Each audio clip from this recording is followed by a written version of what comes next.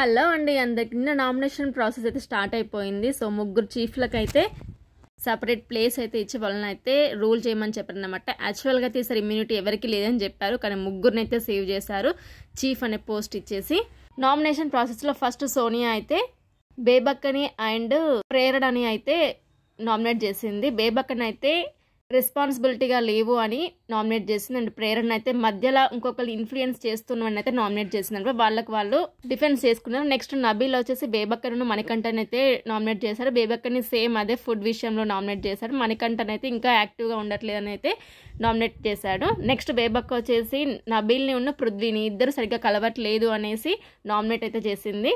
భాష బేబక్కని ఉన్న మణికంఠన్ అయితే నామినేట్ చేశాడు. బేబక్కని అయితే ఫుడ్ విషయంలో, మణికంఠన్ అయితే ఇంకా ఎనర్జెటిక్గా ఉండొచ్చు అని నామినేట్ అయితే చేశాడనమాట. నెక్స్ట్ సీత బేబక్కని ఉన్న అయితే నామినేట్ చేసింది. బేబక్కని కూడా సేమ్ ఫుడ్ విషయంలో రెస్పాన్సిబిలిటీగా లేవనేసి చేసింది. ప్రేరణ అయితే మధ్యలో ఇన్వాల్వ్ అవుతున్నావు, ఎక్కువ రియాక్ట్ అవుతున్నావు అనేసి నామినేట్ చేసింది.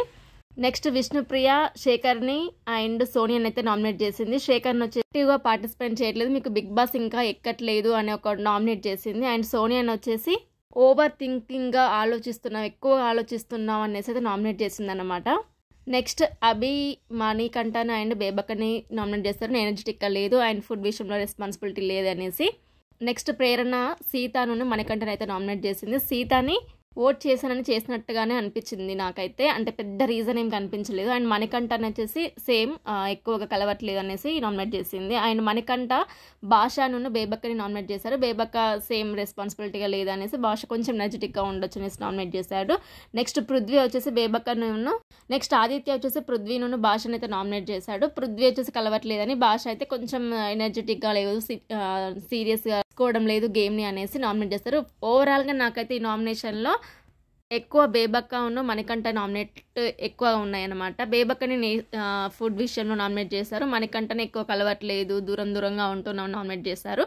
ఓవరాల్గా ఎంతమంది నామినేట్ అయ్యారంటే మణికంఠ, బేబక్క, పృథ్వీ, సోనియా, భాష అండ్ విష్ణుప్రియ అయితే నామినేట్ అయ్యారు. వీళ్ళలో ఎవరు సేవ్ అవుతారు నెక్స్ట్ వీక్లో చూడాలి. ఈ మొత్తం ప్రాసెస్లో నాకు ఒకటి అనిపించింది ఏంటంటే, ప్రేరణ చాలాసార్లు నామినేట్ అయినప్పటికీ కూడా ప్రేరణ ఎవ్వరు కూడా నామినేట్ చేయలేదు. అంటే కంటెస్టెంట్ ఇద్దరిని సెలెక్ట్ చేసుకుంటే అందులో ఒకరినైతే చీఫ్స్ డిసైడ్ చేస్తారు.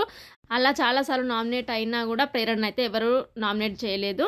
సోనియా దీని గురించే మాట్లాడుతూ ఉంటుంది పదే ఫేవరెటిజంగా ఆడద్దు, పర్సనల్గా ఆడద్దు అని. మొత్తం నామినేషన్ డిస్కషన్లో సోనియా అండ్ మణికంఠ మాట్లాడిన మాటలు చాలా బాగున్నాయి and correct point to point మాట్లాడారన్నమాట.